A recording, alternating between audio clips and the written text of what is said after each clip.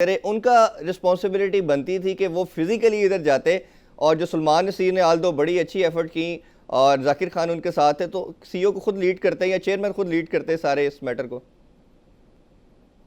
देखिए, पहली बात यह है कि जाकिर खान बहुत इनकॉम्पिटेंट शख्स है, उसके हवाले से कुछ भी नहीं करना चाहिए था। ये इसमें कोई छुपी भी बात नहीं है। हमारी मजबूरी थी, इसलिए हमने उनको रखा, मगर हमने कोई जिम्मेदारी नहीं दी उनको। मगर चेयरमैन एंड चीफ एग्जीक्यूटिव, इनको through out this crisis period इनको वहां होना चाहिए था।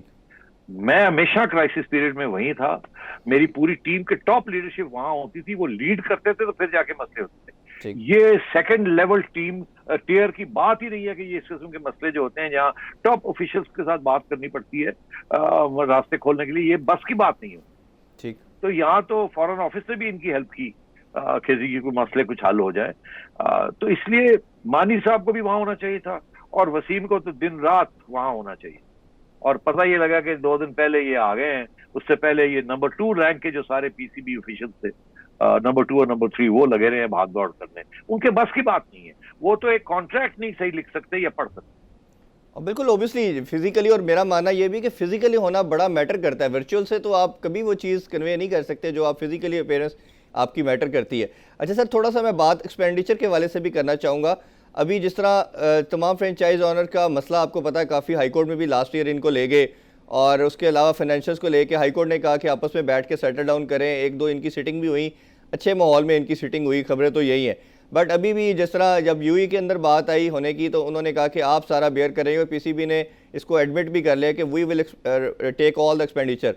तो आप जो एक्सपेंडिचर आ रहा है इसको कैसे देखते हैं, और ये क्या पीसीबी के ऊपर, क्योंकि ओबियसली है तो पैसा आवाम का जी, ये कितना ज़्यादा एक उसमें लगता है कि ये डेंट डालेगा फ्यूचर में?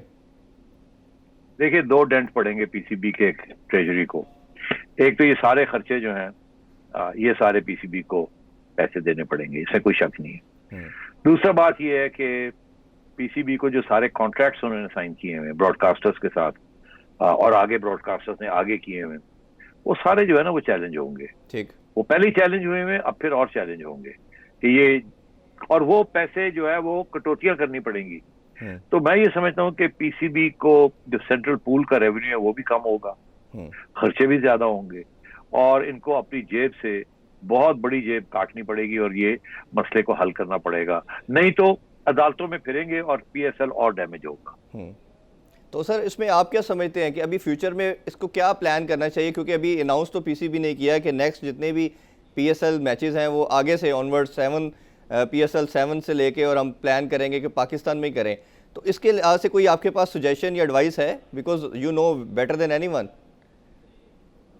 देखिए, मैं तो यही कह सकता हूँ कि ऑब्वियसली पाकिस्तान में होनी चाहिए, और बाय द वे ये सारे हो सकते थे पाकिस्तान में, ऐसी कोई बात नहीं थी। अगर आप इंग्लैंड में जाके खेल सकते हैं और न्यूजीलैंड में खेल सकते हैं, तो आप पाकिस्तान में क्यों नहीं खेल जी?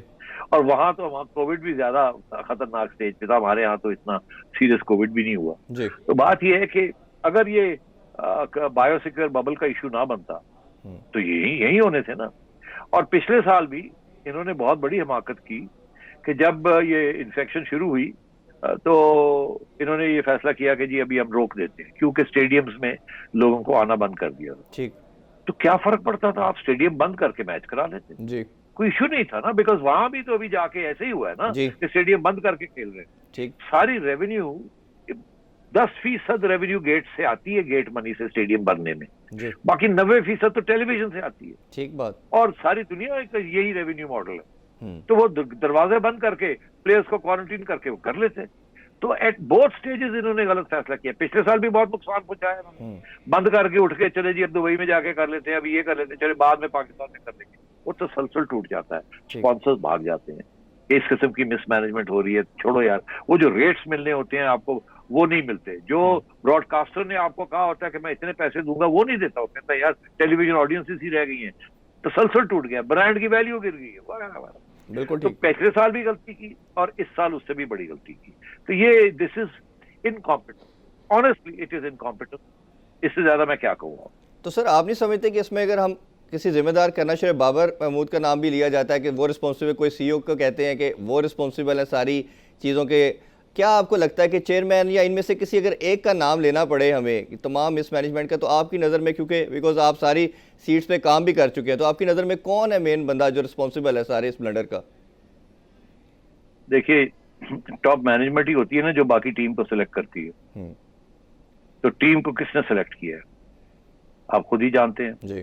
अब बड़ी दिलचस्प बात है कि मानी साहब ने टीम की तो सिलेक्शन की है, अपनी मैनेजमेंट टीम की, मगर बड़ी एक दिलचस्प बात यह है कि वसीम साहब जो हैं वो मेरा ख्याल है इस्लामाबाद से एयरलिफ्ट करके भिजवाए गए हैं। अच्छा। तो मानी साहब तो पहले स्टेज पे ही मेरा ख्याल है उनके हाथ कंट्रोल में नहीं था कौन आ रहा है और कौन जा रहा है। इसी तरीके के साथ उनका जो हेड ऑफ सिक्योरिटी है वो भी मेरा ख्याल है कि इस्लामाबाद से एयरलिफ्ट करके आए हैं। इसी तरीके के साथ कुछ लोग हैं जो कि अब बड़े ओहदे पे आ गए हैं, लाइक जाकिर, वो भी इस्लामाबाद के बटन से आ रहे हैं। इसी तरीके के साथ एक दो और लोग हैं जो कि प्रमोशन हो गई हैं, वो भी इस्लामाबाद की वजह से आ रहे हैं, बिकॉज उनकी लॉयल्टीज मेरे जमाने में उन्होंने शिफ्ट कर दी थी, तो उनको रिवॉर्ड दिया जा रहा है। मतलब वो उनके काम नहीं है मगर वो उनको बना दिया, एक और जगह पे डाल दिया। इस किस्म की बातें हैं। अच्छा, मैं थोड़ा सा आगे बढ़ना चाहूँगा। ये हमारा जो डोमेस्टिक स्ट्रक्चर भी चेंज किया गया, डिपार्टमेंट क्रिकेट को ख़त्म करके रीजनल क्रिकेट को इंट्रोड्यूस किया गया। एज वी नो कि खान साहब का ये बड़ा पुराना विजन था, ड्रीम था। आपके टाइम पे भी ऑब्वियसली प्रेशर आ रहा होगा कि इसको इंट्रोड्यूस किया जाए, बट आपने उसको कंटिन्यू किया। आप नहीं समझते, चलें हम इसको एक्सेप्ट भी करते हैं कि स्ट्रक्चर बड़ा अच्छा है, ऑस्ट्रेलिया में चल रहा है, न्यूजीलैंड में चल रहा है, चले होना भी चाहिए था, आपके क्वालिटी के प्लेयर्स निकलते हैं, बट जो 600-700 लड़का जॉबलेस हो गया है, और प्लस जैसे अभी क्लब क्रिकेट की अब रजिस्ट्रेशन जारी की है इन्होंने, अभी सेकंड ईयर से पहली टीयर में जो लड़का आने का कोई क्राइटेरिया ही नहीं रहा, क्योंकि क्लब क्रिकेट अभी नहीं हो रही, आपके डोमेस्टिक के नीचे कोई लेवल नहीं है जहाँ से लड़का ऊपर आएगा। तो आपको नहीं लगता कि जिस तरह डिपार्टमेंट भी चल रही थी साथ ये भी चलता रहता, जब ये स्टैब्लिश हो जाता सिस्टम फिर हम उसको डिपार्टमेंट को बंद कर देते, ये कितना नुकसानदेह है? देखिए, आपने कहा कि मेरे पे भी शायद प्रेशर आया हो कि इस किस्म का सिस्टम लाया जाए। कतन कोई प्रेशर नहीं था, डिस्कशन भी नहीं थी इस चीज के ऊपर। जब मैं आया तो मैं इमरान खान साहब से पूछा मैंने, और मैंने माजिद खान साहब से पूछा कि क्या स्ट्रक्चर होना चाहिए, तो उन्होंने यही इसी किस्म की बात की कि डिपार्टमेंट्स को खत्म कर दो, रीजनल क्रिकेट को सपोर्ट करें। मोटी बात, स्ट्रेटेजिक थिंकिंग। ठीक। मैं वापस आया बोर्ड में, मैंने हारून रशीद और बाकी लोगों को बुलाया, मैंने कहा भाई देखिए इसमें वजन तो है रीजनल क्रिकेट में, हमारी रीजनल क्रिकेट इतनी रीजनल नहीं है जितनी होनी चाहिए, फैन बेस नहीं है, और ये जो डिपार्टमेंट्स हैं इनका तो कोई फैन नहीं है, वो फैन बेस होता है, फैन बेस के साथ ही चीज चलती है। तो इन प्रिंसिपल ये जो टीम्स हैं, ये जो स्पॉन्सर्स हैं, इनको रीजनल करना पड़ेगा। तो हमने कहा और अगर हम डिपार्टमेंट्स को कन्विंस कर लेते हैं कि डिपार्टमेंट्स जो हैं वो स्पॉन्सर्स बन जाए मगर ब्रांड ना बने, ब्रांड कोई और बने, ठीक है, ब्रांड पंजाब बने या कोई केपी बने, मगर जैसे पीएसएल का ब्रांड एचपीएल बना है जी, मगर है पीएसएल के जो फ्रेंचाइजेस है वो रीजनल है, जिसके बेसिस के ऊपर फैन बेस बनता है। मैंने कहा इसी तरीके के साथ अगर हम डिपार्टमेंट्स को कन्विंस कर लें कि आप स्पॉन्सर बन जाए, जैसे एचपीएल बना है पीएसएल का, बिल्कुल ठीक है, मगर टीमें जो हैं वो रीजनल होनी चाहिए। उसके साथ ये होगा कि वो हर टीम का ख्याल रखेंगे और वही सिलसिला चलता रहेगा, नाम बदल जाएगा और उनको भी उनको पैसे भी खर्च करेंगे, सब कुछ चलेगा और हम रीजन भी बना लेंगे। तो ये मेरा प्लान था, हमने इसके ऊपर बड़ी मेहनत की कि इसको डेवलप किया जाए। सबसे बड़ा प्रॉब्लम क्या आया, डिपार्टमेंट्स तैयार नहीं थे, वो कहने लगे नहीं, और शोर भी पड़ गया, समझ नहीं आई लोगों को, उनका ख्याल था मैं डिपार्टमेंट्स को हम खत्म करना चाहते हैं। इनफैक्ट मैं डिपार्टमेंट्स का नाम बदल के और उनके रिवाइवल करना चाह रहा था कोई और तरीके के साथ। वो इतनी कंफ्यूजन हो गई कि मैं कहा यार छोड़ो, ये तो गले ही पड़ गए। नेशनल असेंबली में सवाल खड़े हो गए, ओ जी डिपार्टमेंट्स को खत्म कर रहे हैं, जी डिपार्टमेंट्स को खत्म कर रहे हैं।